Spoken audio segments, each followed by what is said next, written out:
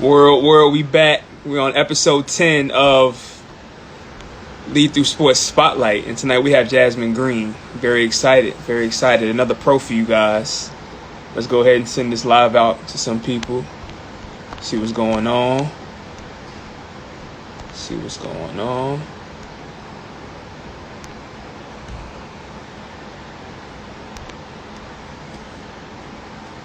I see you, Jazz. I'm about to get you in here right now, as a matter of fact.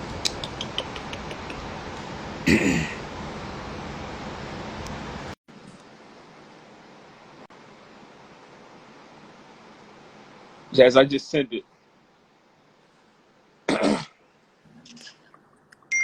Jazz Green. This is a lot of forehead showing. What you talking about, man? How you doing, Jazz? I'm good. How are you? I'm good. I can't complain. Let me go. I'm trying to send this out to some more people real quick. Give me a second. That's great. How was your day? It was good. It was good. Yeah. What you do? Not too bad. I'm trying to think about what I did. We had practice today, but yeah, it was straight. I cleaned a lot, so that made it. That's probably why I can't remember what I did. I feel it. Well, let me explain to the viewers what's going on right now. So, Lead Through Sport is a student athlete development initiative, and it was created to help student athletes use sport as a tool to navigate through life and to help them with their leadership skills. And I'm bringing in people like you. Why are you laughing? Because Dre said it's a whole lot of forehead. I knew I felt like. Chill, Dre. But yeah, I'm trying to bring in people like you who have been through the student athlete development process and are successful after the fact. And we want to discuss your journey and everything. So let's get into it. But before we get into it, I got to tell you something. You know how I choose songs for like the Sunday post and everything? I kind of choose them to like people's vibes sometimes. And I know you hate today's music. So that's why I went back and got that G-Dep. I appreciate you. That's why I went back. And even today, that T.I., that's that early 2003. So I had to, I had to be appropriate. You know what I'm saying? And when I first met you, before we even had words, I remember the kids, like Coach Moore and the kids were saying how you were a bucket. So I already knew what it was. I already knew what it was. That's funny. But I'm glad you ain't pick a song that's playing now, because you are absolutely. I hate it. Yeah, I know you don't rock with that. Wait, let's get started though. So, tell us a little bit about yourself without going too far in depth. Okay. Well, I'm from Hampton by way of the town. I'm a BRD kid. Went to Tab High School. Graduated '09. Both my parents were military. My grandparents were military. So I've moved around my whole life, and I was fortunate enough to get my mom to get stationed here the longest. So I'm happy to be from Hampton, this area, and I get to stay here. Yeah. Well, York County, Yorktown. Okay. Yeah. 757. 757. There we go. 757. There we go. But yeah. Okay. And why did you choose basketball? Or before that, how many sports did you play growing up? I played two. So I ran track in high school and middle school, and then I played basketball. I played basketball first, but my mom said I needed something to do in the springtime because AAU got a little too expensive. So she was like, you need another sport to play at school. So I started running track, and I was actually really good at it. Was you? Why didn't you stay with that? Because I wasn't that good. I wasn't like, how those girls are in college, like they're like professionals and they're in college. Mm-hmm. I wasn't that good. I was good enough to win districts and regionals, get to states every year, but couldn't make that shit past that. No. No way. So, at what point in time did you know you wanted to pursue basketball, like going forward? I don't know, maybe high school. When I made varsity, so my freshman year I made varsity and I was a starter. So I was like, well, okay, you might be all right, girl. So after that, when I was getting playing time, and then I realized like I was the only freshman playing on most teams in the district. But I'm gonna keep running track so I can be ready for basketball, but I'm gonna focus on basketball. I feel that. I had a question. a second. We can go forward though. So moving forward as a high school student athlete, what was your mindset like as far as like, were you thinking about life after sports? Like, were you thinking about what your life would look like past the 12th grade or past college? No, I was all basketball. Anybody who knows me at that time, they knew I was like basketball only, focused on basketball. Don't ask me to go nowhere. Don't ask me to go hang out. No, we can't do nothing at my mama's house. Like, no, I'm playing basketball. I have practice tomorrow. Like, that's it. That's all I was focused on. So were you like, was that because you're introverted, or was that because your mama instilled that like responsibility? Me introverted? Like, you need to focus. You said what? No, I just love playing. And then Uh-huh. I loved like seeing my body transform, like doing PE. I was in advanced PE with all guys, all the boy players and all the football players. Like, I love seeing like the work that you put into it, how it comes out while you're playing. So once I figured out that I had control over what was going to happen, I feel that. I feel that. So, but how do you feel about like, because I feel like to a certain degree, you should be thinking about, you know, what the next step is for you as far as like attending college or what's next for you. Do you feel like you kind of not missed out on anything, but do you feel like you could have been a little more prepared to maybe do something, you know, when you get to college and after?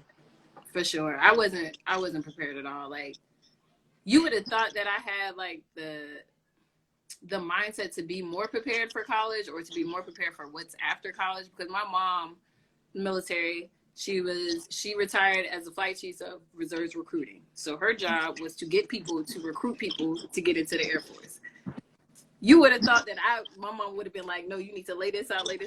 But she actually just let me rock. And I wish I would have been more prepared and more focused on like, okay, I need to apply to this school and figure out what they have for me and what I want to do when I grow up, basically. Because all I wanted to do was play basketball, but I was never thinking like basketball's going to end one day. Basketball all day. I feel that. So what position did you play? In high school? Uh-huh. I was a point guard. And never the captain. Never the captain? Never the captain in high school. Why not? Usually the best players are always the captain, especially in high school. I was too emotional. I was too emotional in high school. Like, you know, well, you haven't seen me play before, but you've heard about how I play. And you know, I'm competitive.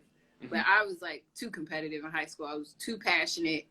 And I wouldn't have been the person to go to the ref and be like, yo, ref, like, what's going on? Like, you gotta be reeled back a little bit. Yeah, no, I couldn't. In high school, I couldn't do it. So I was never the captain. I was on varsity my freshman year, and I was point guard. So talk about, of course, well, I know the role of a point guard, but tell everybody who's watching this, the role of a point guard, and tell about like a little in detail how it was trying to get everybody in line and run the team. Well, my freshman year was very hard because I was a freshman point guard with senior guards. So I had to tell these seniors how to run the play and what to do and get down the court and do all this. That was hard for me as a freshman, but that was my job, to get everybody in line, to lead by example, and to defend the best player, which was always my first job as a basketball player, to play defense. So was that hard gaining the seniors' respect? Because you said, I know that's tough being 14, 15 and having to tell 17-year-olds what to do, and sometimes they be hating on you because you're the best, and that can get messy. That can get a whole lot of messy. Yes, absolutely. It was very hard, but I sucked it up and I figured it out. And once I started getting buckets, they couldn't tell me nothing anyway. So. Hey, buckets speak for themselves. Once that stat line show up, am I wrong, guys? No? Okay, so let's. I respect it. I respect it. Do you have any stories for us? About what? Like as far as like those, like a messy situation that arise, like, or anything regarding you and the senior, like any verbal altercations or anything like that? You got any goods? Nah, but I remember my friend. I don't know. Do you know who Jessica Kennedy is? Sounds very familiar, but I can't see the face. She was maybe like 6'4", like 6'4" in high school. Went to Jamestown. My freshman year. I'm 5'6". Still little. And this 6'4", Jessica Kennedy is senior, going to ODU next year. Got a rebound, slapped the rebound down, dribbling it up. And I'm supposed to be guarding her full court because I'm the point guard and I'm the best defender. knocked me down, and went and laid the ball up and came back and looked at me. And I was just looking up like, and one of my seniors was her best friend and then looked at me like, so you gonna run the team or what? And I was like, I mean, I don't know what to do with her. Like, I can get y'all straight, but she's huge. Like, man. That's what's up. That's what's up. I feel that. We all got some stories from high school that, you know, something went a little left. You know, it's part of the game. But look, we're going to transition to your college, you know, process. But before we do that, I have a game for you. So we're going to play random rapid fire. So I'm going to ask you a series of questions for about a minute, and you have 3 seconds or less to answer. Okay. So are you ready? And it's gonna be a bunch of different topics. I can ask you about a dog that you don't have. I might ask you about, you know, a sport that you don't play. All that good stuff. Okay. 3, 2, 1. Running on the track or treadmill? The track. Chest day or leg day? Leg day. Favorite workout in the weight room? Baggett circuit. Favorite part of basketball? 3. Winning. Greatest WNBA player of all time? Ooh! 3, 2. Tamika Catchings. 1. WNBA or college player you idolized growing up? 3. WNBA or college? Oh yeah, either one. Ivy Ladder. What's your favorite luxury? 3, 2. I don't have one. Skip. Describe your wardrobe in one word. Basic. Same. Favorite shoe you currently own? My Vapor Maxes. Describe coaching in one word. Hard.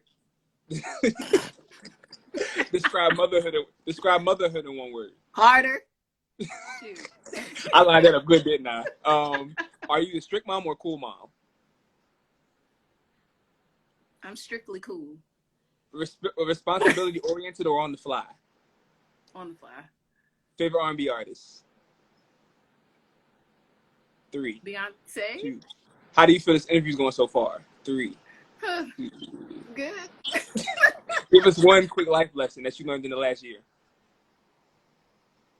Value everyone around you. Facts. I feel that. That's a really good one.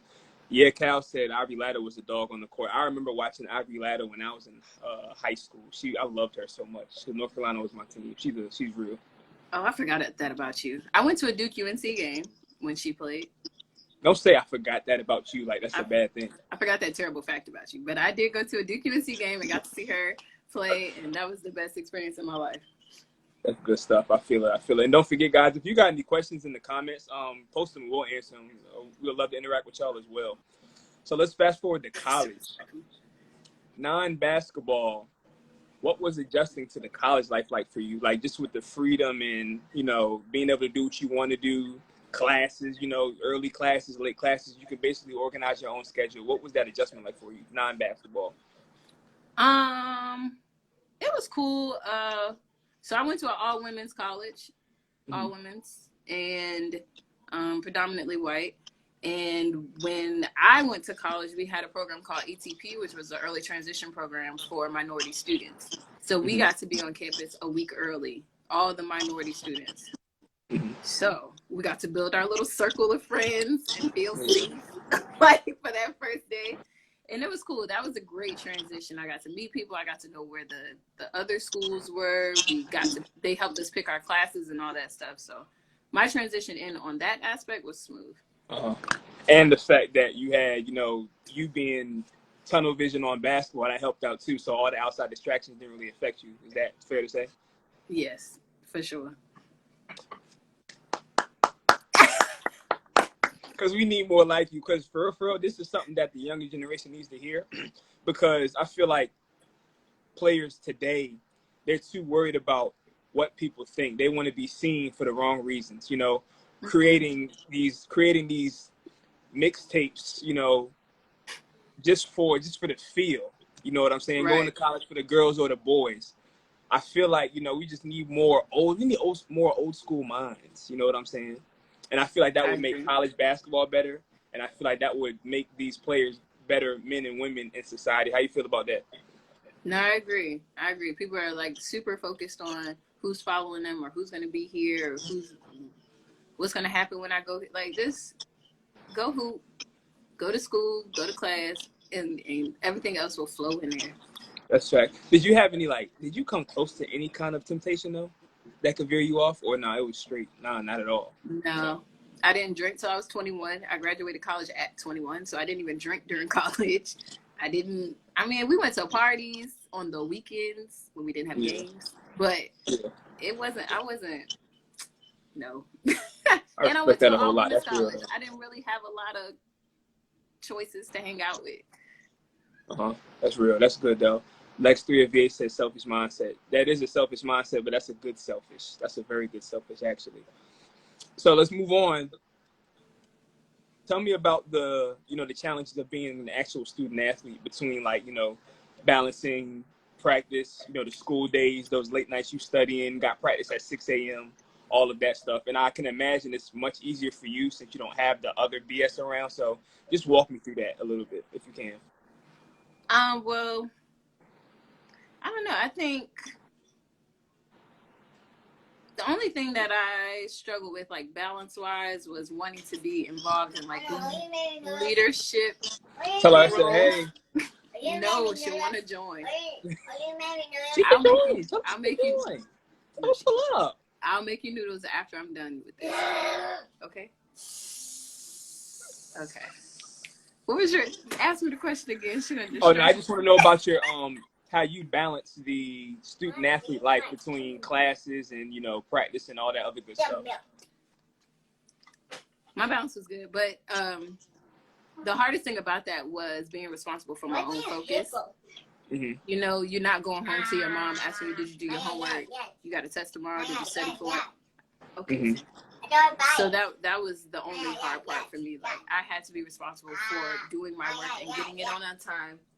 Okay. Can you go? Okay, go ahead. Go eat it. We love a Sam interruption. No, we don't. She could come at the end. Okay. Good. I want to touch this. Okay, go ahead. Wait. Just I need her door to close. But yeah. No, that was it. Like, the balance was easy for me. Like I said, I had too many distractions. I just wanted to be involved in leadership roles so that I could learn how to communicate better and be a better person. But that was the only thing that distracted me from being a good student. Because I had the athlete part handled. Facts. I feel that. What was your grades like? What did you graduate with? Not good. I made it. Yeah, you made it. We good. As long as you made it, we good. So give me a couple of differences between being a college student athlete and a high school student athlete for you. I'd say the main difference was everything being right there. Like, when you're at school, you're at school. You go to practice and you're still at school. You go home, you're still at school because you're on campus. Like, that was the hardest thing. I never had a chance to, like, really get away. My school was 4 hours from home, and I didn't have a car until my sophomore year. So, and my mama wasn't welcoming me home. So, you're at school, you stay there until holidays. Like, so that was the main adjustment, or that was one of those differences. Like, you never get to get away from school, get away from your teammates, get away from classes or anything like that. So let's talk about you being in the Hall of Fame. If I had a weave, I'd flip it. You a Hall of Famer at Hollins. I am. Hold on, let me close the door real quick. All right. What's going on, my guys? Everybody logged in? What's up with y'all? Y'all having a good time? Are y'all being informed? Okay. Anybody got some questions? Yeah, tell us about how that feels, though. It feels great. It feels great. Like, it was especially satisfying because in college I didn't really get all the accolades that I felt I deserved for the numbers I put up. So when I got the email that I was going to be inducted into the Hall of Fame, I was like, already, for real? So I was really proud of myself. My family didn't believe it, but it was cool. And the people who got me in there, that's what meant the most to me. So that's good stuff. Do you still have any relationships with any of those people? Yep. Coach Wagner, who was my first coach, who is now like the sports information director at another school, he was one of the people that worked really hard for me to get into the Hall of Fame so soon after I graduated. And then the athletic director now, she was actually working at another school. And when she came and started working at Hollins, she realized I wasn't in. And she was like, what? I remember seeing her play. She needs right now. Let's get her in. So I feel that. And then my college coach, I still talk to him now too. That's good stuff. Would you, so you coach now a little bit too, would you consider going back to coach there, or is that just something that you're still experiencing? I would have liked to go back and coach there. I did. I wanted to. I almost applied for the position, but right when I was about to apply, they had hired somebody already. So I kind of missed the window on that. But I would have liked to. Don't worry about it. Don't worry about it, because they follow me now, and I'm gonna tell them Jasmine whenever y'all ready. So you talked about when you were in high school, you talked about how you were a freshman guard and you were playing with other seniors and how that was tough. Did you come across any of those situations in college, or if not, do you feel like your experiences from that helped you in college? I didn't come across. Actually, I did. I did come across it my sophomore year. Do you want to say hi so you can go? What's up, Sam? Hi. You remember me? We used to run hills together, yo. You did. Crazy. Okay, Sam, go to your room. Mommy, are you up here with me? I will when I'm done. Okay. Okay. The only time I really experienced that trouble was my sophomore year, because of how my freshman year went. So, I don't know.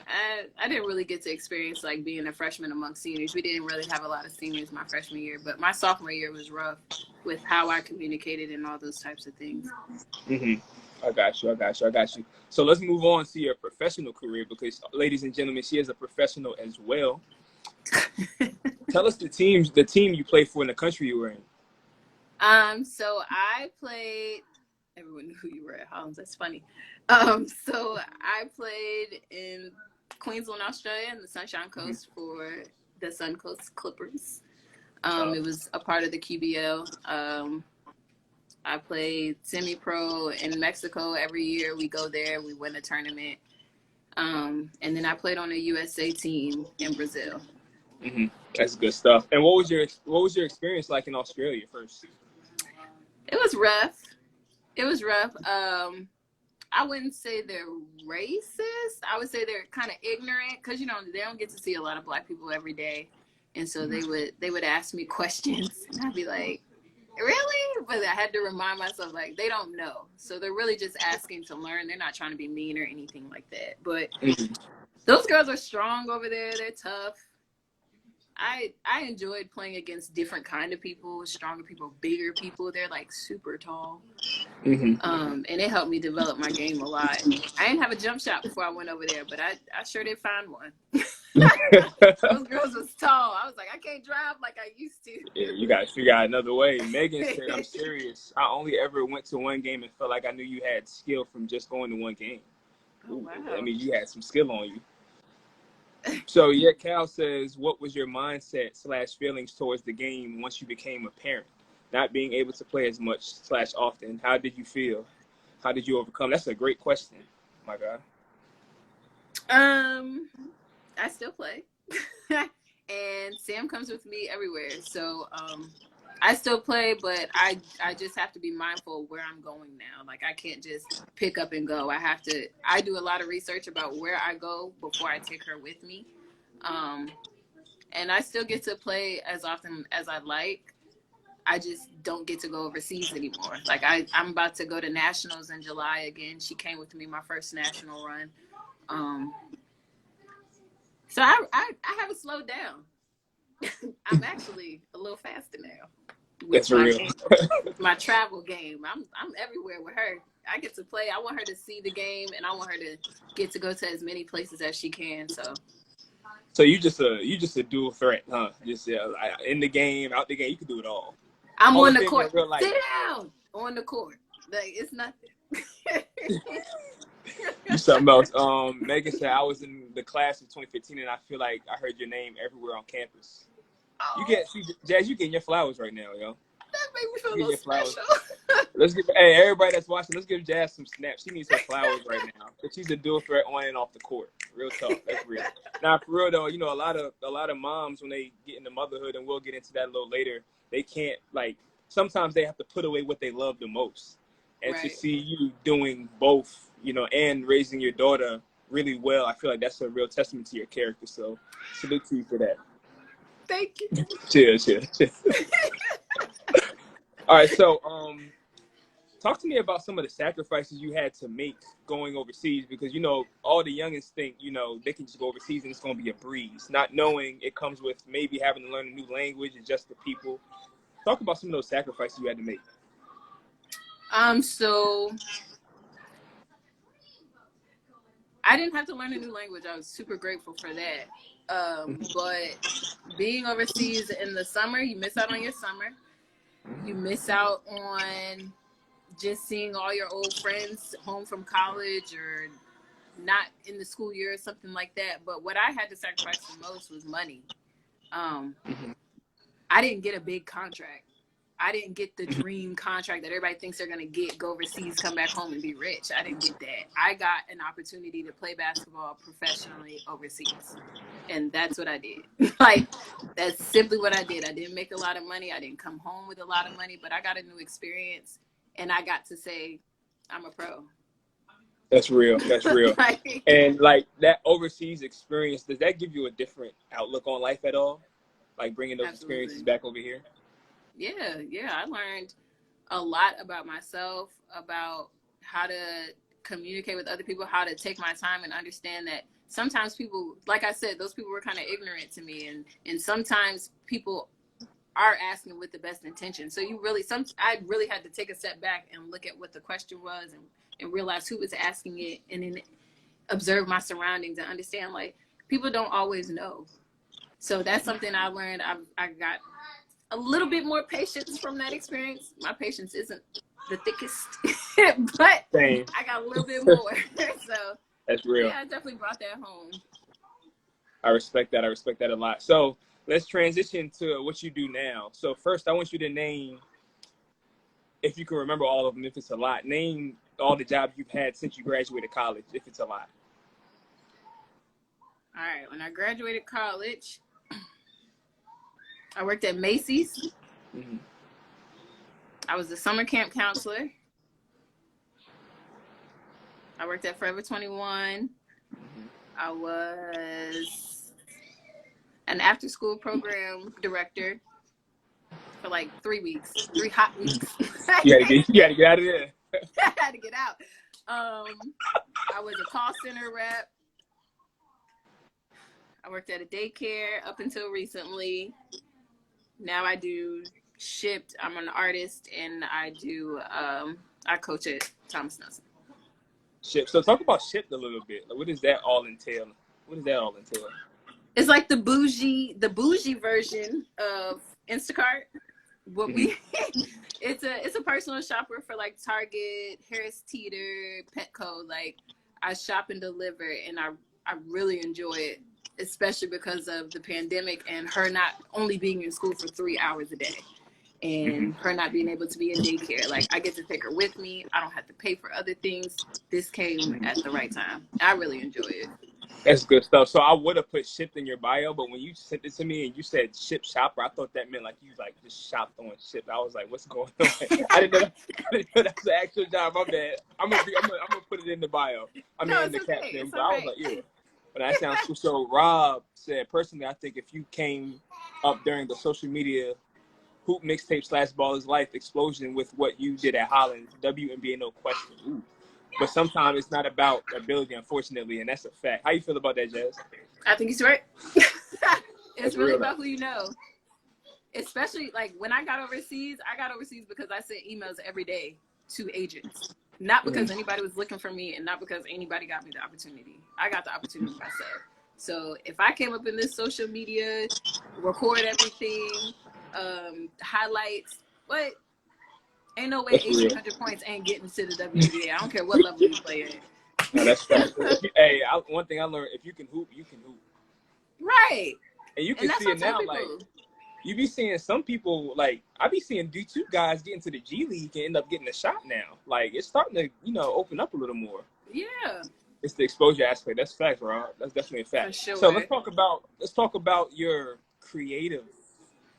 My The corner. creative part of your life, your creative corner. Talk to us about that. Give us the name and give us all you do. So I have a creative corner, which I do custom art. So, my biggest thing that I do is these 4-foot long wooden boards that I customize for people. I'm working on the Lion King one right now. But I do sports, I do art. I have my art wall over here. I would turn my camera, but I don't want to mess up my light. So good. But Look, I do. y'all go to her page and look at her work. She has work on her. Look at my creative corner tab on my page. It's a little circle. Matter of fact, give me that. What's the? Is it a different Instagram page or what is it? The website? No, it's my Instagram page, and then there's a creative corner. What's the little circle things that's on there? Highlights. Yeah, the highlights. It's a creative corner highlight. Yeah, y'all go check out her creative corner highlights. Show us some love. Please. Is her TV too loud? Nah, you good. I'm about to say she lit in there. Do you you were done with that question? Yeah. Okay, so what made you get into, starting the creative corner? What drew you to be a creative? Where's that come from? So when I was like Sam's age, my grandma used to paint and draw all the time. And so I would sit there and do it with her. Like she would get those angel figurines that were just white and she would paint them completely her own way. So I would do that with her. And then when I got to college, I did an art course and I was really good at it. But I put it down so I could focus on hooping it. And then when my dad passed in November, I found like peace sitting down, painting and creating and making things for people. So I got back into it and then it picked up and now that's what I do. So that was just a hobby back in the day. This is a hobby turn. Yeah. It was just like to chill and vibe, drink my wine, paint. But now, and it's crazy because you said you had to put it down for a second, and this is something that we need to highlight too, because there's a lot of people that have creative minds and they have things that they could actually take to the next level. But not you didn't get sidetracked, but sometimes they get sidetracked, or sometimes life happens and it's taken away from them. And like I encourage everybody on here, any former student athletes listening, don't forget about where you started. Like if you have a certain hobby that you love to do, you feel passionate about it, don't be afraid to take that next step. You know what I'm saying? Like college isn't the only way. There's so many different ways to make money. You can tap into so many different things that can make your life a lot better. So don't forget about your hobbies. Always enjoy your hobbies and, see where you can take it because you only get one life to live. You know what I'm saying? Real. No, that's real. That's good. Absolutely. Chill. So, at what point in time did you start thinking about your plan B when you were done with basketball? Like, when was that? Or did it just happen? Sometimes it just happened. Like it just happened. Like I said, I still hoop, but I don't know. It just happened. Mm-hmm. I never had a plan B. I just knew I was going to be playing basketball for the rest of my life. That's real. Nothing was going to stop me. Here I am. I feel better now. So it's kind of hard, like, to really veer off to that plan B because I feel like I'm a better basketball player now than I was when I was, like, super focused on basketball, which is crazy. So I kind of want to be like, anybody need a point guard? I can still play, but I feel it. So what do you see yourself doing with your creative corner 5-10 years down the line? Where do you see yourself? I want to have a studio. I want to be reachable by, like when I was traveling the last month, I had this thought, like seeing all these families travel in the airport. And I was like, dang, it would be dope if they had matching shirts. And I was like, what if somebody was in the airport that could just do custom work for people real quick while they're in their layover? And I was like, dang, okay, let me write that down. Like, so I want to do something like that. I want to be accessible to a lot of people at one time from different places. And I don't know if Instagram is going to give me that. So I really want to work on like, what can I do to be that accessible to people? Mm-hmm. I'm gonna figure it out. Yeah, and if you keep putting out on social media, and at some point in time, somebody's gonna see you, and then your crowd is just gonna get bigger and bigger, and you'll be able to make it happen. Just stay consistent. Definitely stay consistent. 2 more questions. Give me one principle from the sports world that you carry into your creative corner world. Communication. Expand on that a little bit if you can. So when you play basketball, you know communication is like a big part, especially like when you're playing defense and learning how to talk and direct and do all this stuff. Like with my creative corner, doing custom work, people are expecting things to happen this fast. And I really have to learn I communicate time estimates. Like, okay, listen, I'm not going to paint a 4-foot board in 2 minutes. I'll send you progress. I'll learn how I'll communicate appropriately with you so that you can do this, and this. And I don't know. That's really the one thing that I find myself learning to do more, especially since it's on Instagram. Like all my communications, Instagram, email, text message. Like I don't get to talk to people in their face. So that's really one thing. Learning to direct and communicate it to everybody.